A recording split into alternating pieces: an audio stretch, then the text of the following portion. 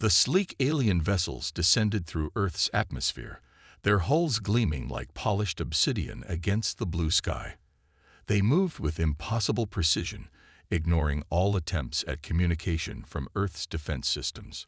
7 ships in total, they positioned themselves above major cities before finally opening a channel.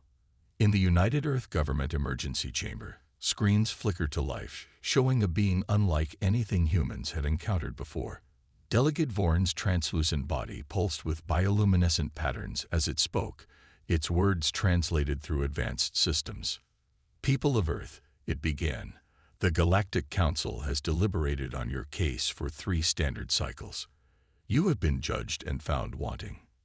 Ambassador Yunji stood before the Earth's assembled leaders, her face betraying no emotion despite the tension filling the room. As Earth's chief diplomat, she had prepared for first contact for years, but not like this, not as a judgment. "We welcome the Galactic Council and request clarification," she responded, following protocols developed for this very situation.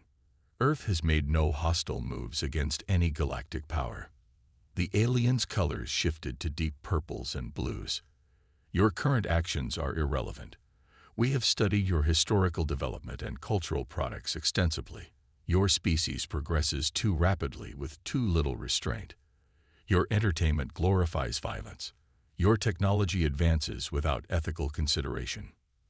President De, seated at the center table, leaned forward. "Surely you didn't travel light years to criticize our movies and video games." "We came to deliver terms," Vorn continued, unmoved.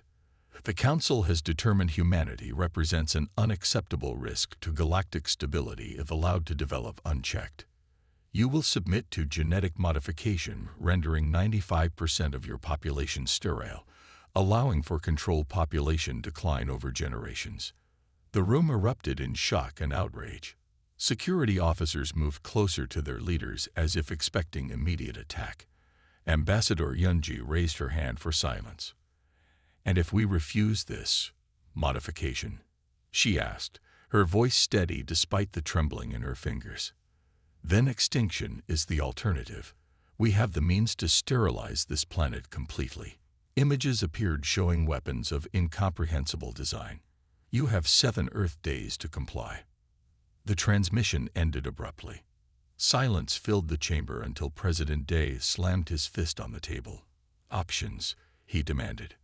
Admiral Han, head of Earth's combined defense forces, stood. "Our weapons would be useless against their technology. We detected energy readings that suggest their smallest ship could level a continent." "Diplomatic channels?" the President asked, turning to Yunji. "I'll try everything."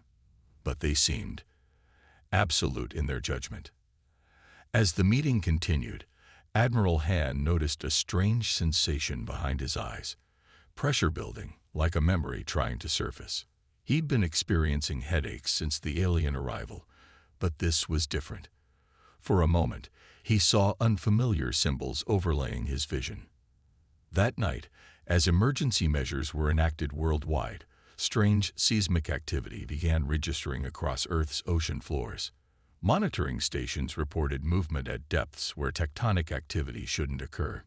In his quarters, Admiral Han woke suddenly, his mind filled with knowledge he couldn't possibly possess. Star charts, weapon specifications, and a name: the Lazarus Protocol. Meanwhile, Ambassador Yunji worked tirelessly, attempting to re-establish communication with the Council ships. When she finally succeeded, Delegate Vorn seemed almost amused by her efforts. "Your species' persistence is noted," it said. "But our decision stands. Your potential threat outweighs your current harmlessness." "We deserve the chance to prove ourselves," Yunji argued. "Earth has overcome divisions, ended wars." Temporarily, Vorn interrupted. "Your history shows cycles of peace and violence. The Council will not risk allowing another predator species into the galactic community." As the days passed, panic spread despite government attempts to maintain order. Some suggested surrender, arguing that controlled population decline was better than extinction. Others called for resistance at any cost.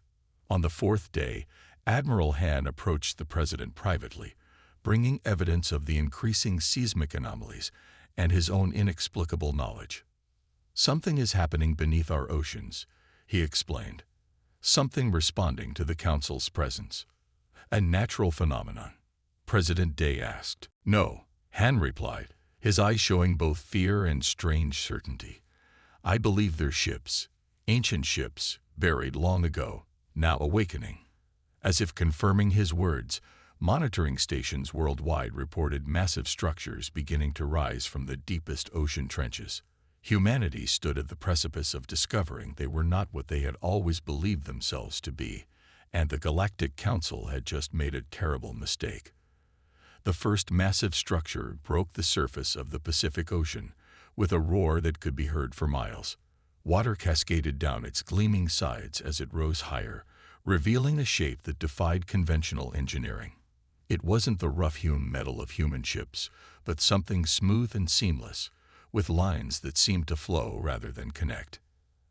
Admiral Han stood on the deck of the UES Defender, watching through binoculars as the impossible object continued to emerge. His headache had transformed into something else, a flood of information that felt like memories but couldn't possibly be his own.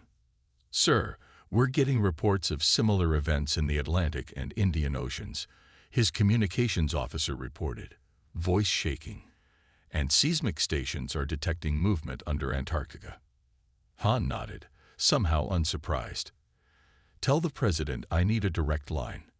And contact Dr. G at the Sewell Research Center. She needs to be here." Around the world, other strange phenomena were occurring. Hidden entrances opened in mountain ranges that had been mapped for centuries. Desert sands shifted to reveal metallic doorways, and thousands of ordinary citizens found themselves drawn to these locations by compulsions they couldn't explain. Engineer Yuno worked at a hydroelectric plant in northern Canada.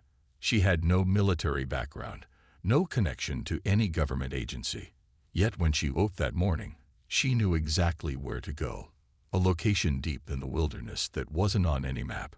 By the time authorities tracked her movement, she had already entered a facility that, according to all records, didn't exist. Inside, she found others like her. Ordinary people with extraordinary new knowledge flooding their minds. "You feel it too?" asked a young man who introduced himself as Ta-1, a university student who had traveled all the way from Busan. Yuna nodded. "I can see how the engines work. I know the control sequences, but these aren't my memories.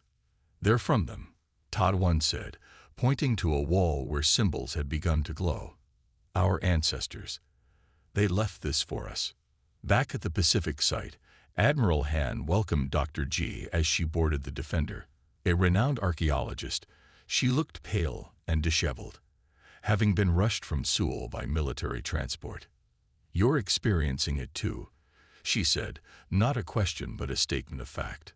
"The memories." Han nodded. "I know what these ships are. I know how to operate them. Knowledge I couldn't possibly have." "Not just ships," Dr. G corrected. "That's the Horizon Dawn rising from the Pacific. It's a city ship designed to sustain millions across interstellar distances. Above them, the Galactic Council vessels maintained their positions, seemingly observing the unfolding events with growing concern. Their ultimatum deadline was now just 3 days away. In an underground command center, President Day received increasingly bizarre reports. Military officers suddenly speaking unknown languages. Civilians accessing sealed bunkers with security codes that shouldn't exist, and the massive structures continuing to rise from the oceans. 5 in total now. "What are we becoming?" he asked Ambassador Yunji, who had remained by his side throughout the crisis. "Not becoming," she replied, her own mind filling with new understanding. "Remembering. We were never just Earth humans. We were more." The president called an emergency broadcast. As billions watched, he struggled to explain what little they understood. That humanity's history stretched back much further than they had believed. That the knowledge encoded in their DNA was activating in response to the threat. That Earth had been a sanctuary, not humanity's only home.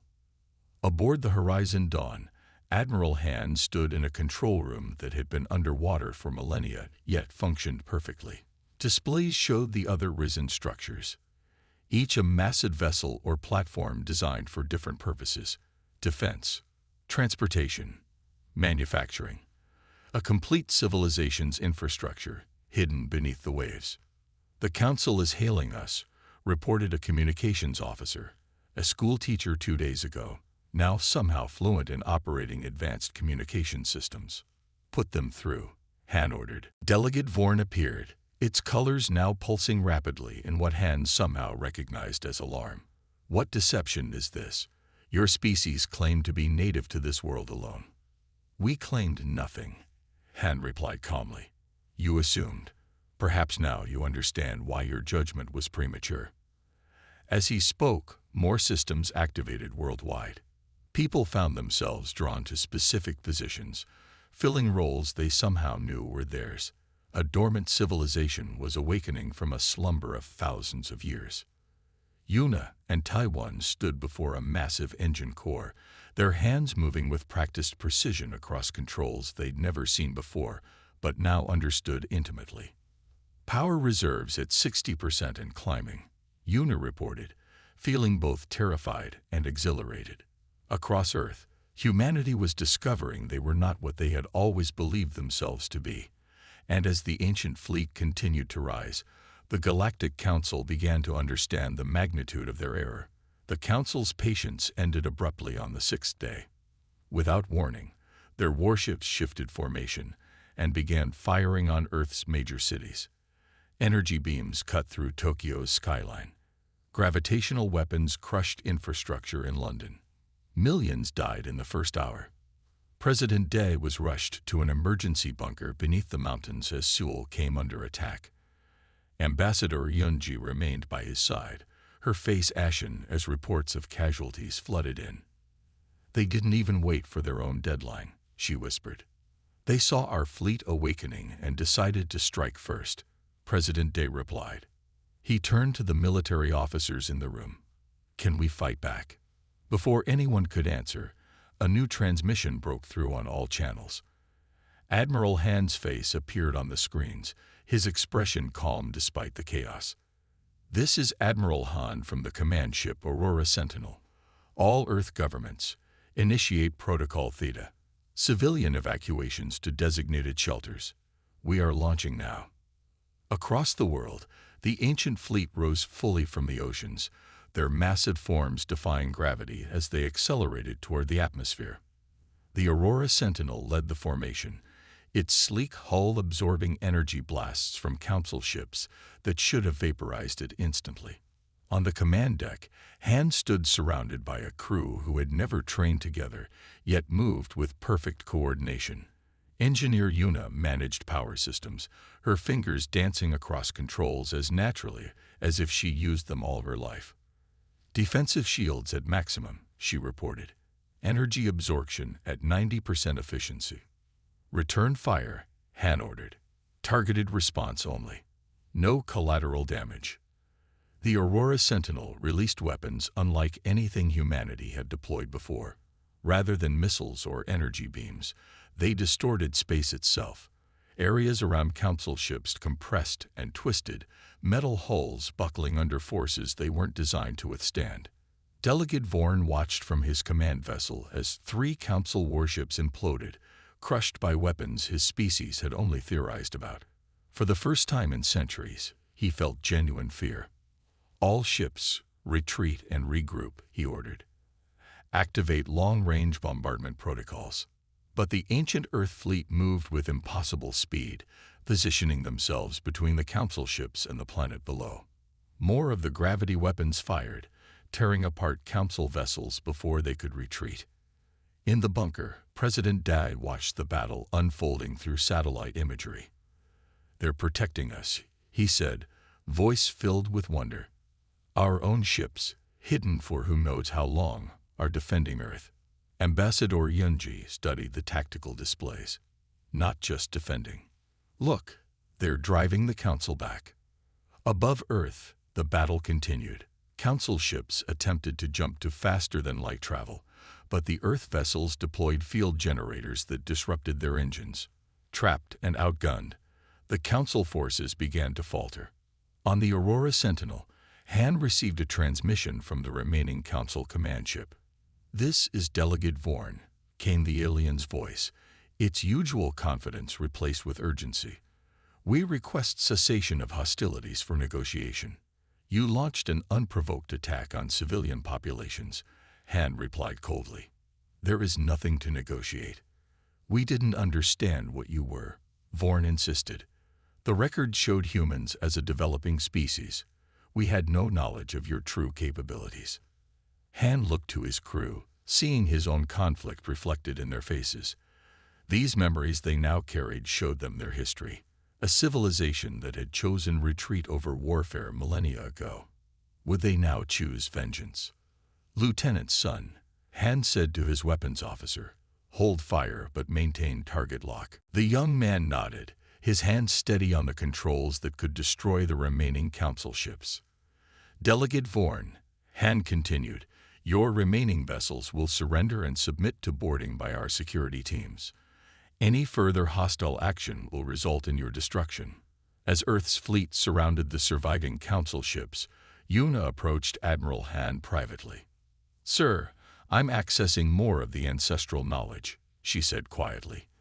"I know why they buried the fleet and erased our memories. I know why the Council feared us." Han nodded. "I'm seeing it too. Our ancestors were powerful, perhaps too powerful. They retreated to Earth not just to escape enemies, but to give themselves time to learn responsibility." As security teams boarded the Council vessels, taking prisoners for the first time in this brief but devastating war, Han made another decision. "Prepare a pursuit fleet," he ordered. "The Council will have reported back to their central authority. We need to confront them directly before they mount a larger attack." Ambassador Yunji, having been transported to the Aurora Sentinel at the President's insistence, stepped onto the command deck just in time to hear this order. "I should join the diplomatic team," she said firmly. "This conflict began with failed diplomacy. Perhaps it can end with successful negotiation." Han nodded, recognizing the wisdom in her words. As Earth began to recover from the attack, its ancient fleet prepared to leave the solar system, humanity's first steps back into a galaxy they had once called home, and might soon claim again. The Earth fleet moved through space at speeds humans had only dreamed about in science fiction. 7 massive vessels, accompanied by smaller support craft, traveled toward the heart of Galactic Council territory. As they journeyed, more ancestral memories awakened in the crew members. Admiral Han sat alone in his quarters, his eyes closed as images flooded his mind. He saw vast cities on distant worlds, humans working alongside alien species in peaceful cooperation, technologies that could reshape planets and harness the energy of stars. A soft chime interrupted his meditation. "Enter," he called. Ambassador Yunji stepped inside, looking exhausted but determined. "The Council prisoners are talking," she said. "They've revealed the location of their central command station, an artificial world orbiting a star about 2 days from our current position." Han nodded. "That matches what I'm remembering." "It's strange to call them memories," Yunji said, sitting across from him. "Things we never experienced ourselves." "But our ancestors did," Han replied, "and they made sure we would know when we needed to." The two sat in silence for a moment before Yunji spoke again. "I've been having visions of a great library. Crystal towers filled with knowledge from 1,000 worlds. Our people built it." "The Archives of Lumina," Han confirmed. "It stood at the center of human territory 50,000 years ago." Aboard the engineering deck, Yuna worked with Taiwan to study the ship's systems. As they examined the propulsion technology, a new wave of memories washed over them both. "I can see it," Taiwan whispered. "Why our ancestors retreated to Earth." Yuna nodded, tears forming in her eyes. "A coalition of species feared our advancement. They couldn't match our technology, so they united against us. Our people could have fought," Taiwan continued, the story unfolding in both their minds. The war would have devastated the galaxy. So they chose another path. Yuna finished. They buried their ships, erased their own memories, and began again on Earth, hoping that when humanity eventually returned to the stars, it would be with greater wisdom. Throughout the fleet, similar revelations occurred. Crew members gathered in common areas, sharing pieces of their collective history. Some wept for the civilization they had lost. Others felt pride in their ancestors' choice to avoid a destructive war. In the medical bay, Dr. Jai examined brain scans of crew members experiencing the strongest memory activations. "It's remarkable," she told President De, who had insisted on joining the mission. "The genetic encoding is activating in sequence, like chapters in a book. We're not just remembering technology. We're remembering our ethics, our philosophy, and our mistakes," the president added quietly. "I've seen visions of terrible weapons, things our ancestors built that they came to regret." As the fleet approached Council space, Admiral Han called a meeting of all senior staff. The ship's largest chamber filled with officers and specialists, their faces showing the weight of their new knowledge. "We now understand why the Council feared Earth," Han began. "Not because of our current technology, but because they discovered archaeological evidence of our past empire. They found ruins of our outposts, records of our capabilities." Ambassador Yunji stepped forward.